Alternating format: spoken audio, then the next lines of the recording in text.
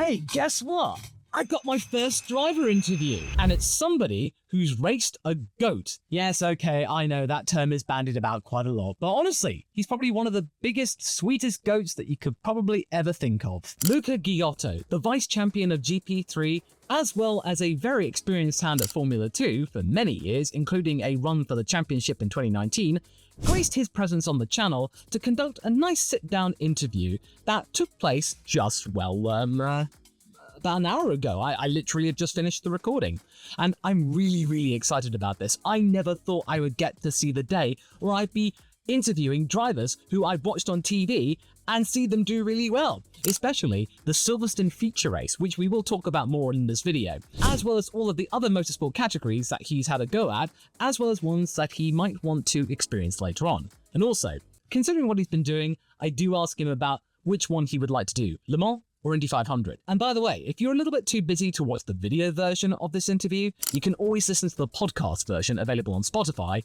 I'll leave a link to that version below.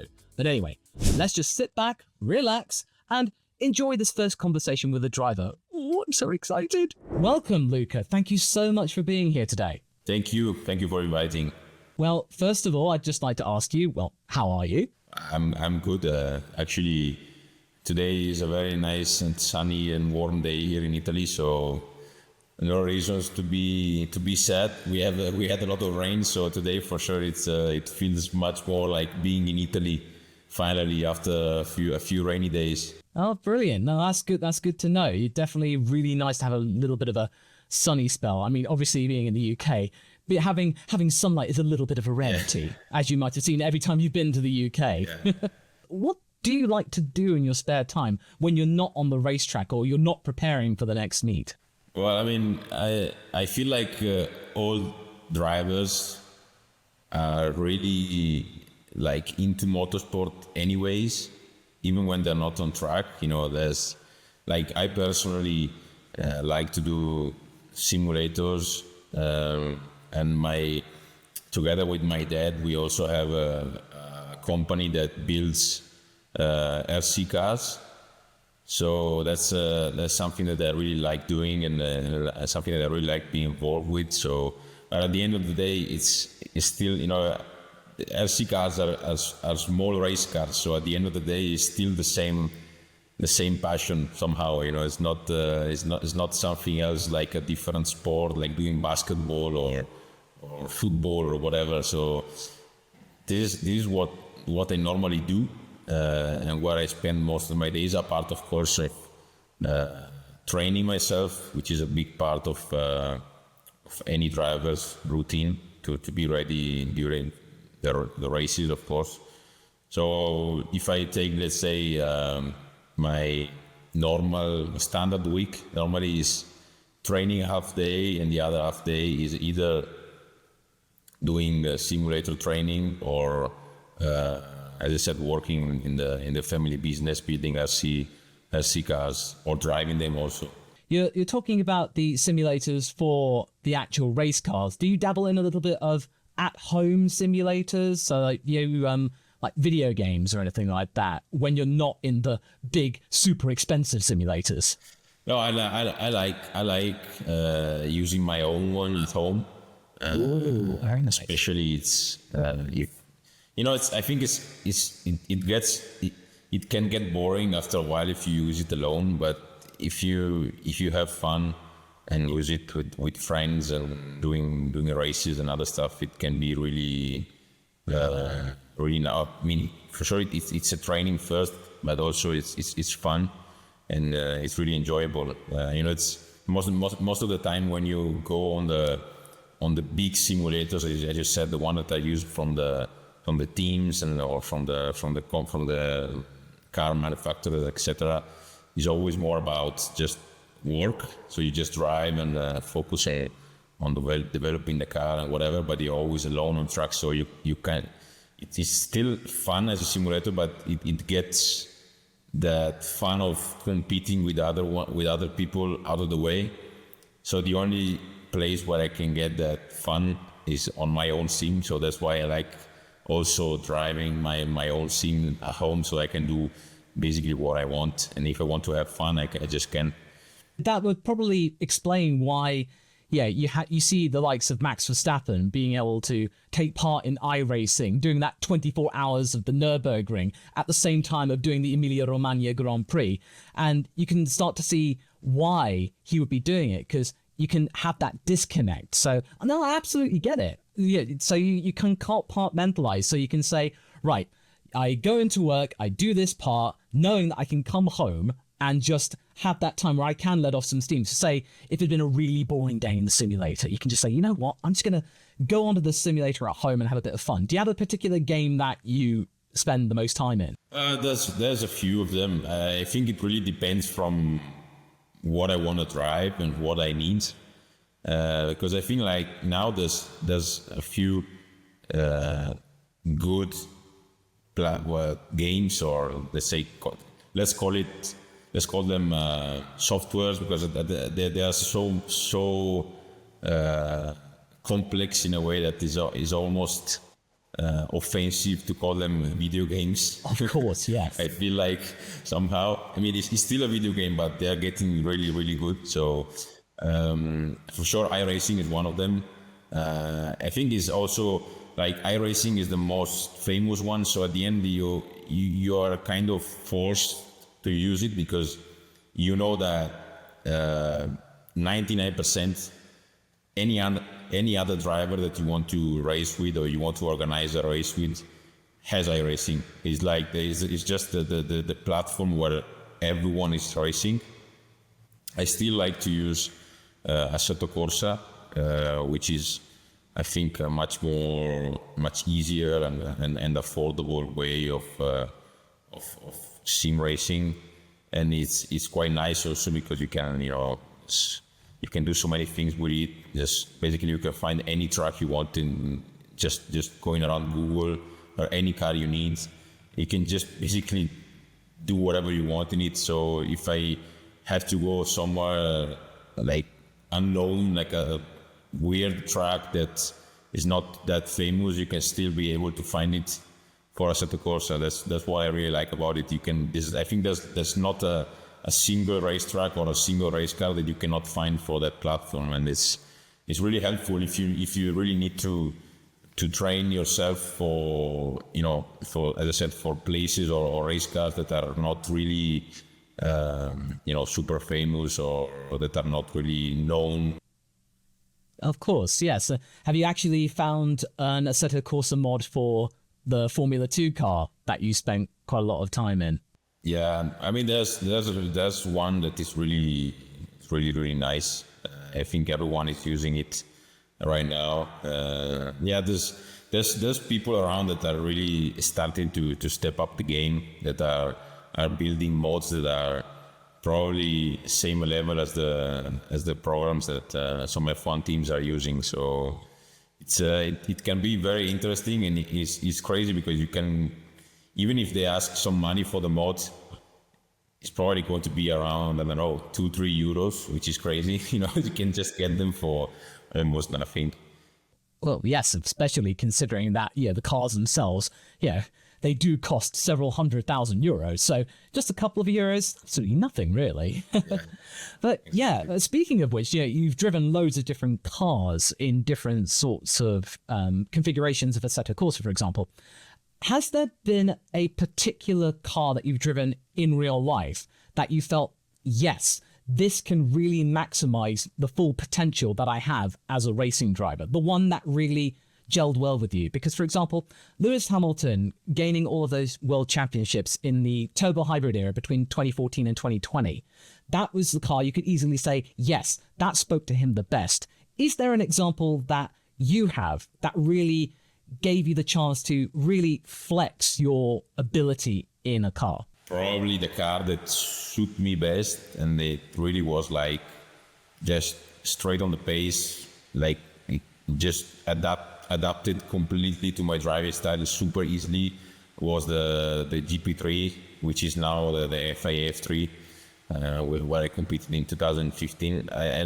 That season really is the only season I felt so far where everything just came easy.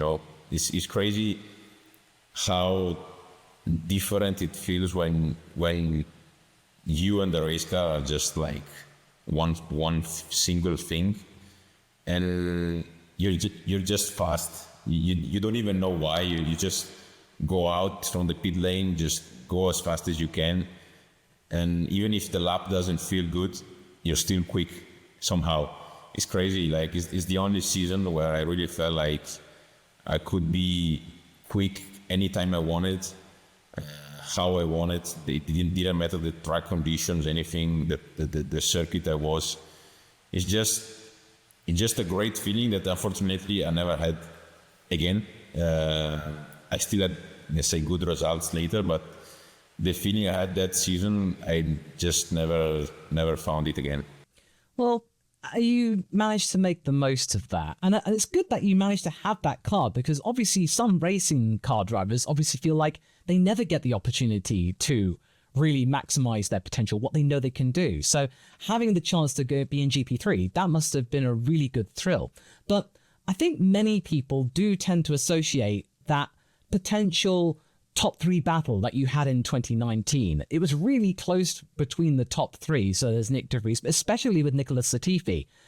So was there a moment when you felt like, yes, I could maybe have a chance at going for this title? I always say there's 2 seasons that I really regret not making better results. I mean, of course, any season is always a regret if it doesn't go the right way, but there's 2 seasons particularly that I feel like we could have done much better because the potential was there. And one is the one I just mentioned, so 2015, because I really feel like the championship was ours. I just made, I think, too many mistakes, and Ocon was just continuing to finish second. I finished second, I think, 9 times in a row. So the consistency for him was crazy.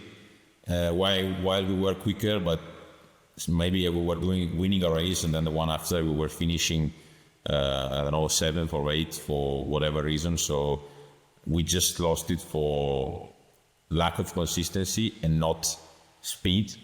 And 2019 was a really weird season because we started crazy good. We were super fast at the beginning of the season, probably the quickest on track for the first 3-4 rounds. And then through the middle of the season, we went down a little bit, still scored some good results. But again, there was a lack of consistency. And at the end of the day, we arrived towards the end of the season where I was just too far on points. But we won the last race of the season in Abu Dhabi, and that proved again that we had the pace to win. And so, yeah, every time I think about that and I think back about 2019, I really do feel like that was really, could have easily been mine, that championship. If I think about the overall picture of the championship and how de Vries won and everything, I feel more like I lost it more than they won. You know, like I felt like I lost so many points throughout the season that if I just do a simple math, that will put me just up there with Nick. Maybe I didn't win. I don't know, but for sure, if I take those small mistakes or issues that we had during the season out of the way, it would have put us like almost even on points going through the last round of the season in Abu Dhabi. And then when you get into the last round of the season, you never know what can happen. It's always a surprise, but for sure it didn't go the way I wanted. Even though I finished 3rd, which is great, I really feel like it could have been much better. I saw the Silverstone race, your feature race win, that battle with Latifi at the beginning and throughout the entire race. It really drew my attention to the category because I really hadn't had many opportunities to watch Formula 2. But now I jumped in sometime during that season, just seeing that race, that battle, just using all of the different camera angles that Formula 1, the races for them use, was really, really captivating. So just tell us a little about those battles because they look incredibly good. I mean, Silverstone is a track that I love, that I really enjoy going there every time. but especially that feature race win was one that I really remembered, because the fight that I had with Latifi was great. The car was great. I remember it's one of the few races I had in F2 that I really had fun all the way through, and I felt like I was just pushing like crazy, like a qualifying, a 1 hour qualifying run basically, which is something that doesn't really happen that often in F2, because Pirelli is the Pirelli tires that F2 has are built to really show what the driver can do in terms of tire management. So they tend to be more like, hey, just try to manage the tires as much as I can. Do not push too much or too heavy on them. And then towards the end of the race, you really see who did a better job. So it doesn't get that, it doesn't happen that often to have a race where you feel like you can just push all the way through without having to manage. And that was one of the races where that happened. And if you have the chance to really go for it for an hour in an F2 car without having to manage tires, is probably one of the best experiences you can get, because the track itself is mega, the car is crazy fast. So a part of the win itself, I remember that race very well for multiple reasons, and this is one of them. Well, good. But as you mentioned, as you're getting third in that overall championship, it was enough to secure you enough super license points to get a shot at Formula One. So were there any opportunities to potentially get a seat within Formula One for 2020, or as a main race driver or as a reserve? Unfortunately, it's always about money and budget, which is, I think, probably I would say that where we're heading, probably not the nicest way right now, is the fact that you really need to not only have the speed and the talent and whatever, you need to have a good sponsor behind you, a good financial backing to get to F1. So to answer your question, I did get the points. Everything was ready. I actually even did a test with Williams back in 2017. Yes. Where I had enough mileage to have all the criteria basically to have the super license. And I actually got to the 40 points twice in 5 years. So, everything was ready, but of course, you don't get the super license unless you really need to, because even just to get the super license itself is quite expensive, because you have to pay for it. So it's really just about, okay, do I really need it? Okay, then I pay and I get the super license, and if I have to drive in F1, I'm ready. If I don't need it, I know I have the criteria, I have the points, and I have everything I need. If I need it in the future, I can always make it. But the reasons why I didn't have a chance, or I didn't get to go to F1 after the 2019 season, at the end of the day, is just about never having the financial backing, or finding a good enough sponsor to really help me push into the F1 world. Nowadays, what with Drive to Survive knocking around and a huge emphasis on social media, even more so than back in 2019 and 2020, would you say that you'd also need to be really aware about social media and being active on it, building a brand? Because Liam Lawson currently is angling for a seat with the second Red Bull team with VCARB. And even though he was able to showcase in actual F1 machinery that he was capable of it, he wasn't able to do the business. And so therefore, he's set up things like a strong social media presence, a YouTube channel, really getting himself out there amongst the fans of Formula One. Would you say that nowadays that is a factor in getting an F1 seat to be popular? I feel like in the past, you got into Formula One by your speed and talent. And then after you get famous on social media or YouTube or whatever, because you drive in F1. Nowadays, it kind of feels like everything is just the other way around. So you need to be, you don't need to be, but if you are in a good position in terms of social media, YouTube, you have a lot of fans around the world. You are really followed, especially in your nation, and you can really help promote, the sponsors of the team in your country can really help you get into an F1 team. And then after that, you have that criteria, you have the chance to drive an F1 car, and then you can show if you are fast enough or you have the speed for that. So that's why I say it kind of feels like things just turn around completely in the last, I would say, probably 10, 15 years. Another thing that's really benefited from social media is the likes of IndyCar over in the States.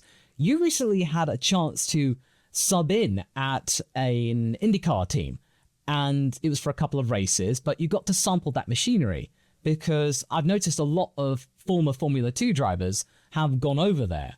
Just tell us a little bit of that opportunity. What was it like being given the call to say, hey, Luca, you're going to be driving an IndyCar? I've been trying to get into IndyCar for a couple of years now. It's not, it's not something that just happens from night to day in a couple of hours. But I've always tried to show myself there in the other side of the Atlantic Ocean. I've been there a few times to watch the races and talk to a few team managers, and I feel like they knew my name when they needed for those two races. So for sure that, let's say, the work that me and my management have done in the last few years have helped massively, and I feel like those two races that I just did and the opportunity that came was a consequence of that. And for sure, I was not expecting that to happen now. It doesn't happen that often in IndyCar to see teams changing drivers during the season. Is really rare.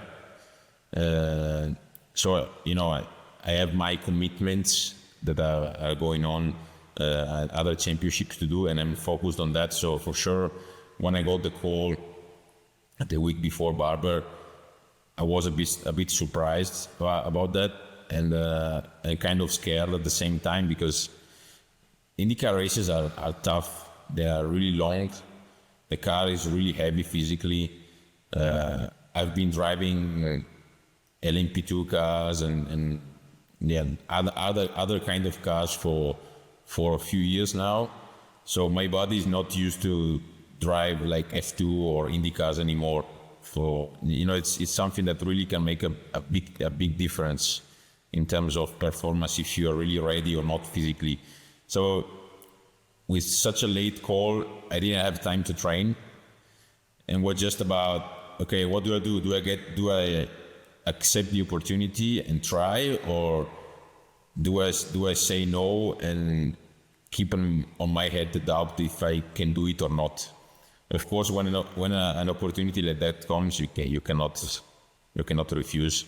You just have to go, and it's what I did. And fortunately for me, I think I worked enough physically the last few years to be able to finish both races I did. They were really, really tough, I have to say.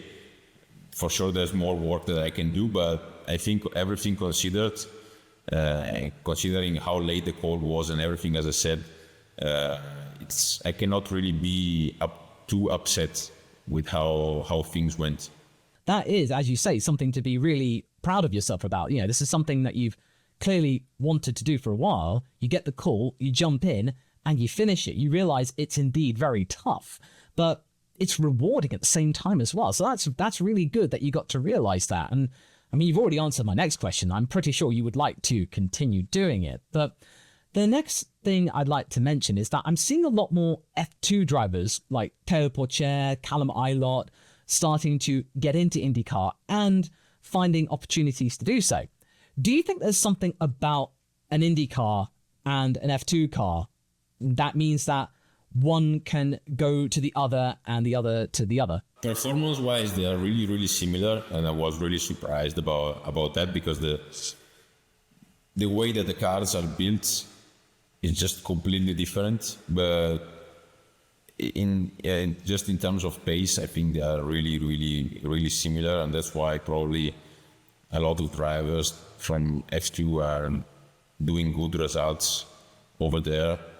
And at the same time, I feel like there's so much interest into IndyCar because of the fact that it feels like there's a really good chance to become a pro there in IndyCar and stay there for many years. I mean, you just look at Scott Dixon or Will Power, those guys that are there since I think almost 20 years now, and they've just built their career there, and it's basically another F1 in the US. So of course, I mean, F1 seats are limited. Financially, is getting difficult. So I think the combination of those two things are the reasons why there's more and more people just trying to find other places where to go, like IndyCar or even Super Formula in Japan. You know, there's a few championships that let's say good alternative to F1 if you really want to make yourself to build yourself a career for many years in the future. Yeah, no, absolutely. You're right about Super Formula because that's where Liam Lawson was sent for last year, and he was mentioning that the Super Formula car of 2023 was very similar to the F2 car, and it really prepared him for Formula One. So would you consider maybe, if not an IndyCar season, would you consider Super Formula? I'm a race car driver, so I would always drive anything that Yes, of course. I must do.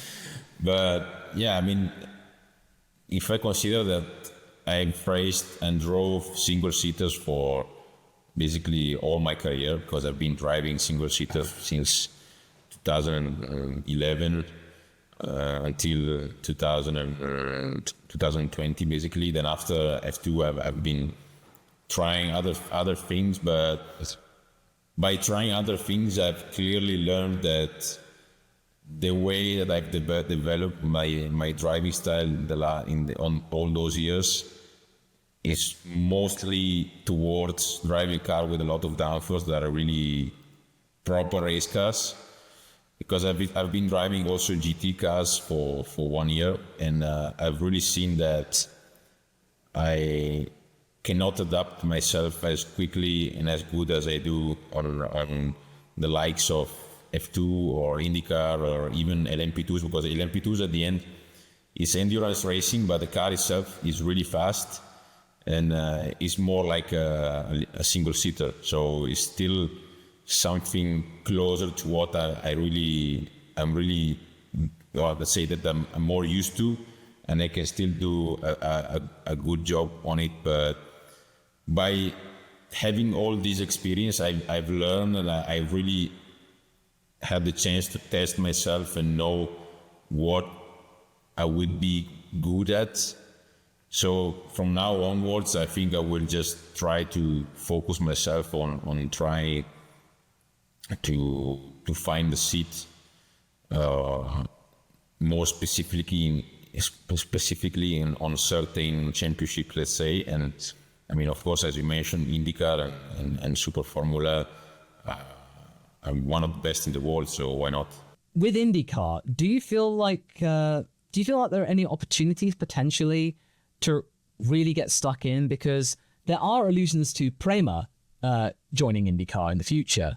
Since you did start your single-seater career with them, if I'm correct, would you consider maybe getting some kind of connection to maybe partner up with them? I actually live literally like 10 minutes from their workshop in Italy. So it's basically we are from the same town almost. So that's a good connection. It's actually quite fun to think that they've announced they were joining IndyCar, and just a couple of days later I got the chance to race there.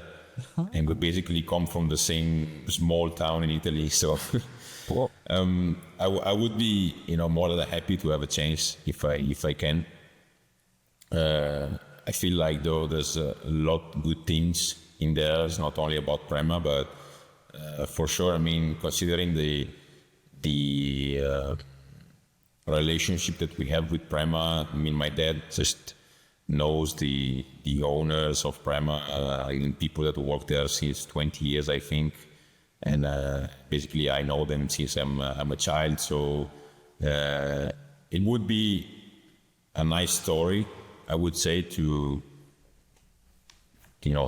get there together if we can. But as I said, that's not something that I've had the chance to talk so far. And as I said, there's a lot of good teams there that have been there for basically forever.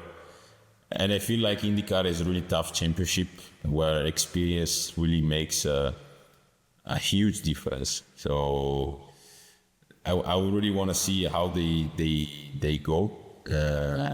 Of course, Prema is always, I think, has always been one of those teams that once they enter into a series, they never enter unless they really know what their capabilities are. And I feel like they're going to do the same. But this IndyCar is tough, so it would be, I think, a great challenge for them. This is my final question. So, considering that you're doing a campaign in European Le Mans and LMP2, which of the two big endurance races would you do? Would you do Le Mans, the 24 hours, or would you do the Indy 500 if you had the opportunity? That's a tough question. I think if I really have to answer now, at this moment, I would say Le Mans, strictly because I've never done an oval before, so I have no idea how it is. I think for someone that has never done it before, at the beginning, it's a bit scary. It's just another way of racing. While on the other end, I've done endurance racing already. I am doing currently right now ELMS with the LMP2, which is one of the cars that I'm actually running Le Mans. So I feel like I'm more prepared for Le Mans than the Indy 500s. As I said, at the moment, maybe if in the future I had the chance to test, to drive on an oval and really touch with hand that experience and give it a try, my answer would be different. But as of today, for sure, I would think for how I am and where I know I can perform better, I would choose Le Mans. Okay, that's fair enough. So, Luca, it's been a pleasure having you on the channel. Thank you so much for joining me. Thank you. Best of luck to you in your future racing career. Thank you. I hope you got all the answers you've got. That I've been giving you some insights, some nice insights to everything. And again, thanks for inviting. That was the first interview I've ever done with a driver, and I am really, really pleased with how it came out. He was a really good person, he was quite laid back, and his answers were really comprehensive and thorough. I couldn't have asked for a better guest. Hopefully this is the first of many, but if it's not, it's okay. I got to interview a race driver, and wow, I'm still buzzing, it's great. But either way, if you've just found yourself on this channel, then first of all, I'd like to say welcome to you, and this is to contain my lofty thoughts, by the way, while I'm in a loft. And if you want to get a better idea as to what I do here, then maybe you can think about watching that video there. So big up to Luca Ghiotto. Thank you so much for your time, and I'll see you in the next video over there.